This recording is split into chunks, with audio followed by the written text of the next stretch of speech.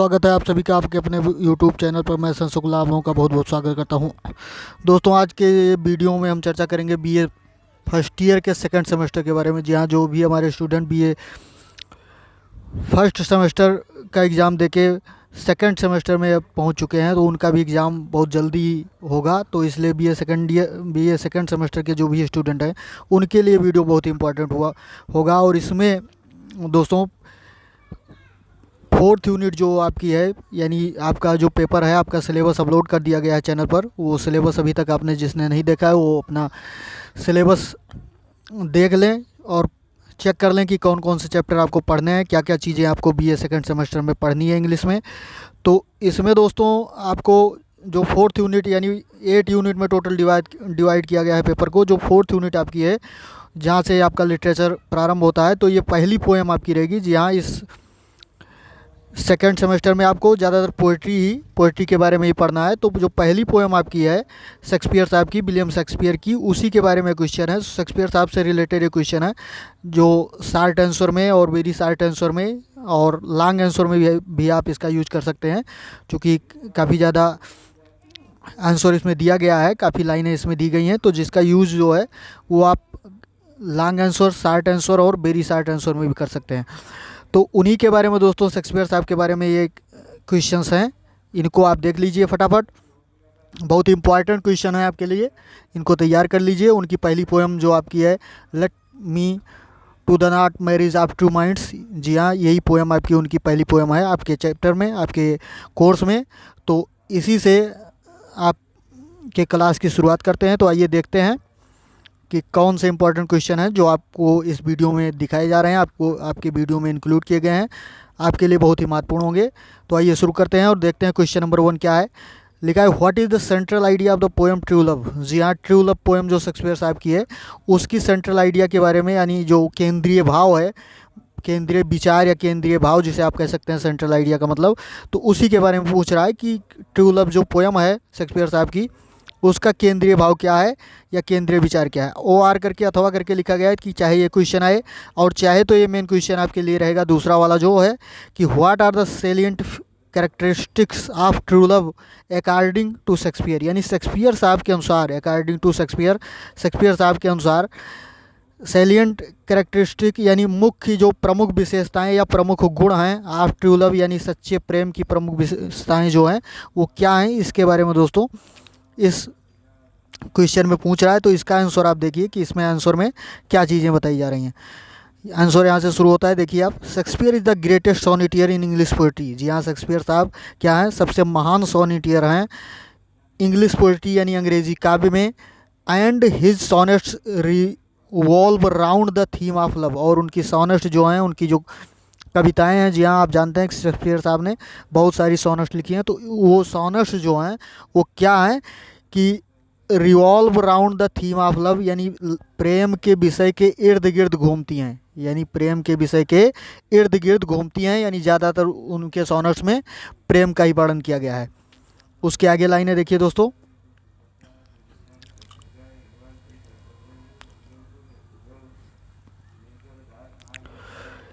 In the sonnet true love, यानी true love sonnet जो उनकी है, उनकी कविता जो है, उसमें क्या है कि the poet tells us that the nature of true love, यानी कवि बताता है, द पोएट टेल्स अस, कवि हमें बताता है कि the nature of true love, यानी जो सच्चे प्रेम की प्रकृति है, is it's firmness and permanence, यानी उसकी दृढ़ता और अस्थायित्व है।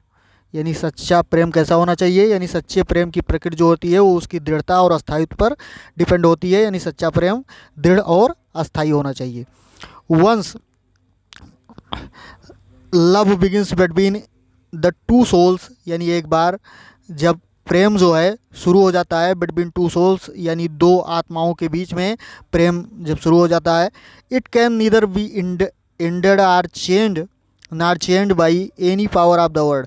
तो ये क्या होता है कि किसी भी मतलब पावर ऑफ द वर्ड, किसी भी संसार की किसी भी शक्ति के द्वारा ये कभी भी एंडेड अर्थात समाप्त तो नहीं किया जा सकता, या चेंज अर्थात परिवर्तित नहीं किया जा सकता। यानी प्रेम की ये प्रमुख विशेषताएं हैं कि जब ये दो आत्माओं के बीच में प्रारंभ हो जाता है तो कोई भी संसार की कोई भी शक्ति इसे परिवर्तित नहीं कर सकती है, इसे ख़त्म नहीं कर सकती है।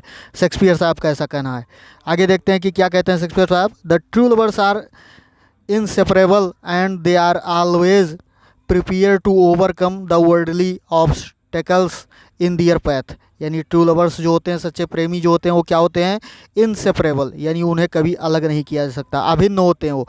And they are always prepared, और हमेशा तैयार रहते हैं वो, to overcome the worldly obstacles in their path, यानी उनके पैथ में, उनके रास्ते में जो भी कठिनाइयाँ, जो भी सांसारिक कठिनाइयाँ आती हैं, उन पर वो विजय पाने के लिए, उनको ओवरकम करने के लिए, उनका सामना करने के लिए वो हमेशा प्रिपेयर रहते हैं, अर्थात तैयार रहते हैं। It is so strong and stead fast that even the passage of time, यानी ये बहुत ही शक्तिशाली, स्ट्रॉन्ग होता है अर्थात शक्तिशाली, और स्टीड फास्ट दृढ़ होता है। That even the passage of time, यानी समय के बीतने के साथ साथ, यानी समय बीतता रहता है फिर भी प्रेम जो है एकदम दृढ़ और अस्थायी होता है। Can not create any destructive influence on it, यानी समय जो टाइम का बीतना है, यानी समय इस पर क्या करता है, कोई भी विनाशकारी प्रभाव, डिस्ट्रक्टिव इन्फ्लुएंस यानी विनाशकारी प्रभाव इस पर नहीं डाल सकता है।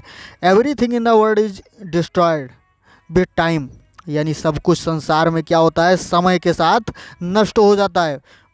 आगे देखते हैं।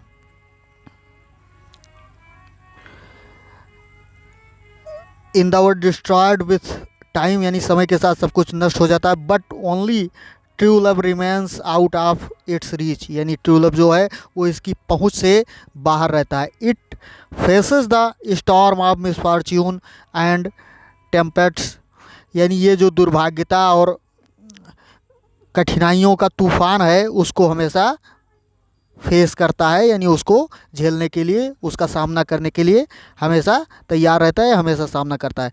आप adversities just like the lighthouse at the seashore, जी हाँ। आगे देखिए कि सारी जो विभिन्नताएं हैं या विभिन्न जो विपरीत परिस्थितियां उत्पन्न होती हैं, उन सारी विपरीत परिस्थितियों को झेलने के लिए या उनसे सामना करने के लिए हमेशा तैयार रहते हैं। किस तरह कि जैसे लाइट हाउस एट द सी शोर, यानी समुद्र के किनारे जिस तरह प्रकाश स्तंभ उनकी लहरों का सामना करने के लिए तैयार रहता है, ठीक वही बात इसके बारे में, प्रेम के बारे में बता रहे हैं शेक्सपियर साहब।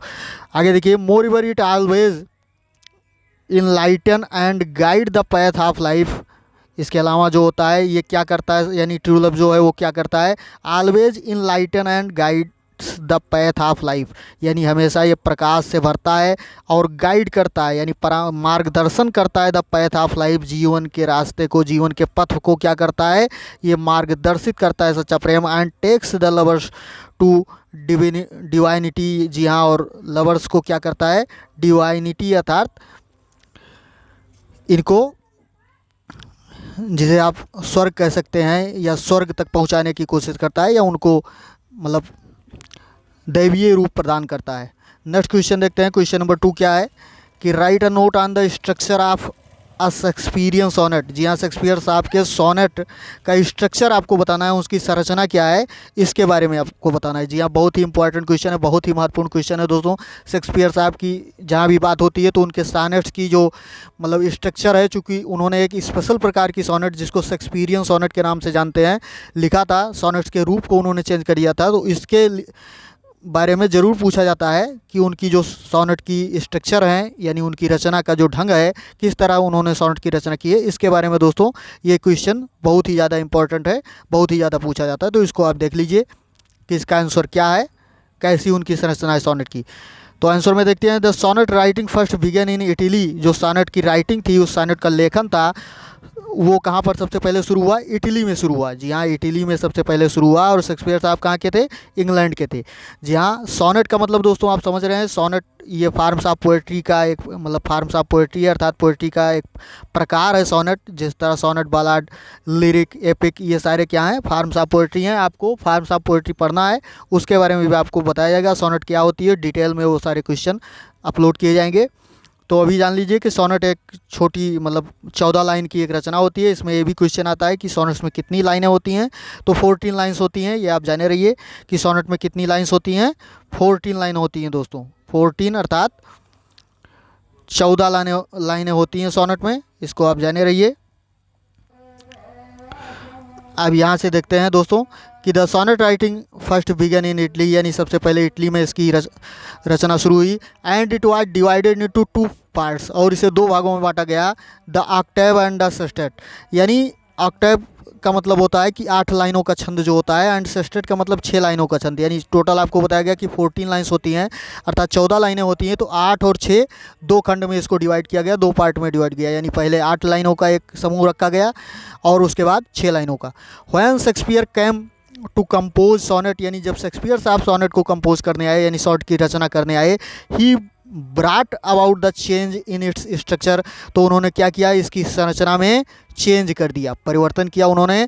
Which served his purpose perfectly, जिसने क्या किया, उनके उद्देश्य को पूर्णतया पूरा किया, उनके उद्देश्य को, उनके पर्पज को परफेक्टली यानी पूरा किया, हमेशा पूर्ण रूप से। Instead of the Italian Octave, यानी इंस्टीड यानी इसके अलावा के बजाय, द इटालियन ऑक्टेव जो इटालियन ऑक्टेव था, एंड सेस्टेट जो 8 और 6 लाइन के छंद थे, उसके स्थान पर क्या किया, Shakespeare introduce 3 stanzas of 4 lines. जी हाँ, शेक्सपियर साहब ने किस चीज़ का परिचय दिया, 3 स्टैंजाज, यानी 3 स्टैंजा, 3 छंद उन्होंने लिखे, 3 श्लोक उन्होंने लिखे, कितने लाइनों के, 4 लाइन्स के। जी हाँ, 4 तिहाई 12 लाइन, यानी 4 × 3 यानी टोटल 12 लाइन हो गई इसमें, और 2 लाइन का उन्होंने आगे क्या किया, उसके बारे में भी लिखा हुआ है। तो 4 लाइन्स के उन्होंने 3 स्टैंजाज लिखे। And a rhyming couplet at the end, और अंत में क्या किया उन्होंने, तुकबंदी से युक्त, यानी तुकांत जो होता है, राइमिंग जिसको कहते हैं, राइमिंग वर्ड भी, राइमिंग स्कीम भी होता है, ये स्ट्रक्चर में, पोएट्री के स्ट्रक्चर में ये सब काम आता है, इसके बारे में भी आप जानेंगे डिटेल में।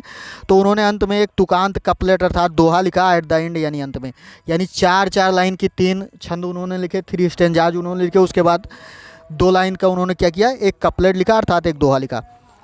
All the 3 stanzas adopted the same pattern, यानी सारे स्टैंजा जो थे, अर्थात जो 4 लाइन्स के, मतलब 4 लाइन्स के जो स्टैंजा थे, वो सेम पैटर्न के लिखे हुए थे। But the rhyming was different from one another, लेकिन जो तुकबंदी उनकी थी, राइमिंग थी, वो एक दूसरे से क्या थी, डिफरेंट थी, भिन्न थी।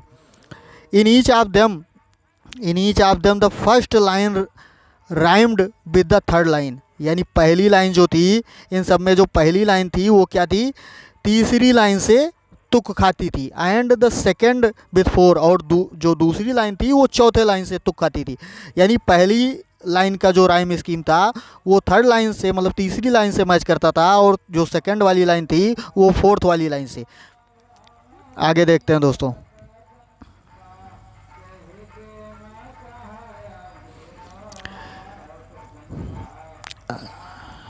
हाँ, यहाँ से देखिए, the alternate made the sonnet more powerful, यानी इस विकल्प ने, यानी जो ये रचना उन्होंने इसको, मतलब जो चेंजेस किए, इसने क्या किया, सोनेट मोर पावरफुल, यानी सोनेट को अत्यधिक शक्तिशाली, and introduce a sweet musical touch, यानी बहुत ही शक्तिशाली बना दिया।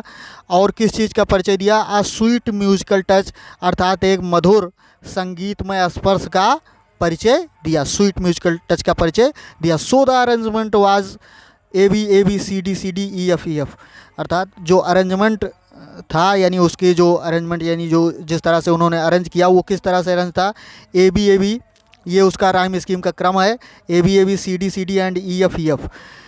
इन दीज स्टैंजाज, यानी इन श्लोकों में, the poet developed the basic theme and elaborated it, यानी पोएट ने, कवि ने क्या किया, डेवलप किया, विकास किया, किस चीज़ का, बेसिक थीम, यानी मूल जो विषय वस्तु थी उसका विकास किया, और उसके बाद एंड एलेबोरेटेड इट, और इसका उसके बाद क्या किया, विस्तार किया। इन द राइमिंग कपलेट, यानी जो राइमिंग कपलेट था, अर्थात जो तुकांत दोहे थे, there is the conclusion and it generally contains the gates of the whole poem, यानी इसमें क्या हुआ, जो 2 लाइन की जो लास्ट में जो दोहे थे, दोहा था, एक दोहा कपलेट जो एक था, ऊपर बताया गया, लिखा गया कि देयर इज़ द कंक्लूजन, यानी उसमें क्या होता था, क्या किया उन्होंने, एक कंक्लूजन, यानी पूरा जो निष्कर्ष था उसको रख दिया। And it generally contains the गिट्स ऑफ द होल पोएम, और ये सारी पोएम का इसी एक कपलेट में क्या हुआ, साधारणतः इस सारी पोएम का क्या हुआ, सारांश उसमें रख दिया। यानी लास्ट की जो 2 लाइनें हैं, अर्थात जो दोहा है, उसमें क्या किया उन्होंने, सारी पोएम का सारांश उसी में रख दिया। This stanza from was later imitated by sonneteers. और इस स्टेंजा को क्या किया बाद में, जो सोनेटियर्स जो बाद में सोनेट के राइटर आए उन्होंने इसका अनुकरण किया, उनके द्वारा इनका अनुकरण किया गया। लाइक ड्राइटन बोल्ट, तो ड्राइटन जो एक सोनेट राइटर थे उन्होंने इसका अनुकरण किया, बट दे फेल्ड, लेकिन वे फेल्ड हो गए यानी असफल हुए to create the Shakespearean force and melody. यानी शेक्सपियर साहब की जो शक्ति और जो माधुर्य, जो संगीतमय उन्होंने अपने पोएम को बनाया था, तो उस चीज़ को वो क्रिएट करने में, उसका निर्माण करने में क्या हुए, फेल हुए। कौन फेल हुआ? ड्रेटन साहब। सो दे गेव इट अप, इसलिए उन्होंने इसको छोड़ दिया। इन डिस्गस्ट, यानी डिस्गस्ट में मतलब असम्मानित ढंग से या घृणा के तरीके से उसको छोड़ दिया। And made some unnecessary changes, और कुछ मतलब बिना ज़रूरत के चेंज उन्होंने इसमें किया, यानी अनावश्यक चेंजेज उसमें किया उन्होंने। तो ये क्वेश्चन दोस्तों आपका हो गया, यानी 2 क्वेश्चन ये इंपॉर्टेंट क्वेश्चन हो गए। अब आइए आगे देखते हैं कौन सा इंपॉर्टेंट क्वेश्चन है जो आपकी शेक्सपियर साहब से रिलेटेड है और आपके लिए बहुत ही महत्वपूर्ण होगा, आपकी आने वाली परीक्षा के लिए महत्वपूर्ण होगा। तो ये सारे क्वेश्चन दोस्तों याद कर लीजिए। और एक बात पहले बताना भूल गए, जान लीजिए कि जो भी हमारे स्टूडेंट चैनल पर नए हैं, जो भी हमारे दोस्त चैनल पर अभी पहली बार विजिट कर रहे हैं या पहले विजिट कर चुके हैं, अभी तक चैनल को सब्सक्राइब नहीं किया है, तो दोस्तों आप लोग चैनल को सब्सक्राइब जरूर करें। सब्सक्राइब करके बेल आइकन जरूर प्रेस करें, ताकि जो भी वीडियो की नोटिफिकेशन हो वो सबसे पहले आपको मिलती रहे। आपको चैनल ओपन करके फिर ढूंढना न पड़े, यूट्यूब पे सर्च ना मारना पड़े वीडियो के लिए, सीधे नोटिफिकेशन आपको मिलती रहे और आप वीडियो देख के उससे अपनी आवश्यक जानकारी आप एकत्रित करते रहिए। तो दोस्तों वीडियो को सब्सक्राइब करना ना भूलें, सपोर्ट करना ना भूलें। दोस्तों सब्सक्राइब करते रहिए, बेल आइकन प्रेस करते रहिए। वीडियो अगर अच्छा लगे, जानकारी अगर अच्छी लगे तो लाइक, कमेंट और शेयर करना ना भूलें।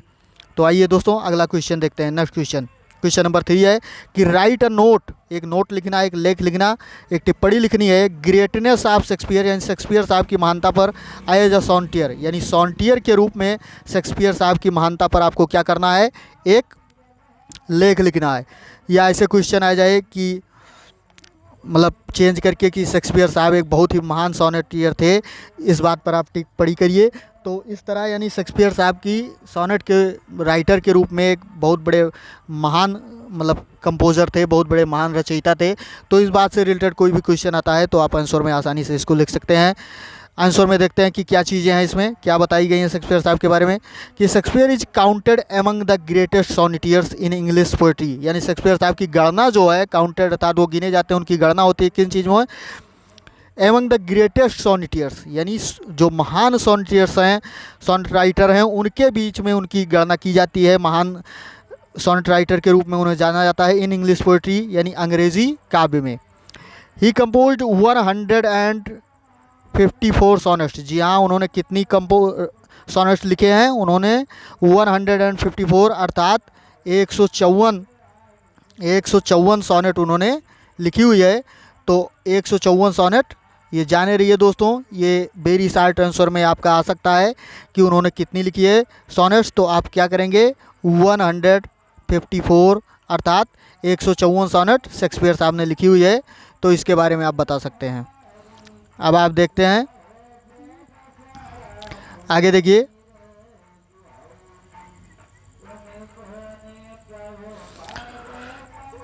यहाँ से देखिए कि which were published in 1609 by Thomas Thorpe, यानी जिसका पब्लिश यानी जिसको प्रकाशित किया गया 1609 ईस्वी में, किसके द्वारा, थॉमस थॉर्पे के द्वारा। There have been many attempts to rearrange them, यानी बहुत सारे प्रयास किए गए, अटेम्प्ट किए गए रीअरेंज देम, यानी उनको व्यवस्थित करने का, पुनर्व्यवस्थित करने का, सोनेट्स को बहुत सारे प्रयास किए गए। And the greatest difficulty arises, और सबसे बड़ी कठिनाई तब उत्पन्न हुई in ascertaining which of them was earlier, यानी उनको अलग अलग इस तरह से व्यवस्थित करने में कि सबसे पहले कौन आती है। यानी उन सोनेट्स में जो 154 सोनेट शेक्सपियर साहब ने लिखी, तो उस 154 सोनेट में पहले कौन है, उसके बाद कौन आती है, उसके बाद कौन आती है, यानी किस तरह उन्होंने रचना की, उसका क्रम सही व्यवस्थित करने में बहुत ज़्यादा परेशानी हुई। The entire collection of Shakespeare sonnet, यानी शेक्सपियर साहब के जो सोनेट का पूरा कलेक्शन था वो क्या हुआ, consist of 2 clearly distinguishable series of sonnets, यानी दो स्पष्ट रूप से अलग अलग सोनेट की श्रृंखलाओं में बटा हुआ है, यानी दो स्पष्ट रूप से अलग अलग सोनेट की श्रृंखलाओं में उनकी सारी सोनेट्स बटी हुई हैं। The first series is address to a youth, यानी जो पहली श्रृंखला है वो किसको संबोधित करती है, एक युवा व्यक्ति को, or to a very young, अथवा एक बहुत ही युवा व्यक्ति को, आप ग्रेट ब्यूटी यानी जो बहुत ज़्यादा सुंदर है, यानी एक सुंदर युवा व्यक्ति को संबोधित करती है। एंड द सेकंड कंसिस्ट, और जो दूसरी श्रृंखला है वो क्या करती है, sonnets about a certain dark lady, यानी एक निश्चित डार्क लेडी यानी महिला को संबोधित करती है। whom the poet is supposed to have loved, यानी जिसके बारे में ऐसा सोचा जाता है, सपोज किया जाता है, इस बात का सपोज किया जाता है कि जिसको कभी क्या करता था, प्रेम करता था। नेक्स्ट आगे की लाइनें देखते हैं।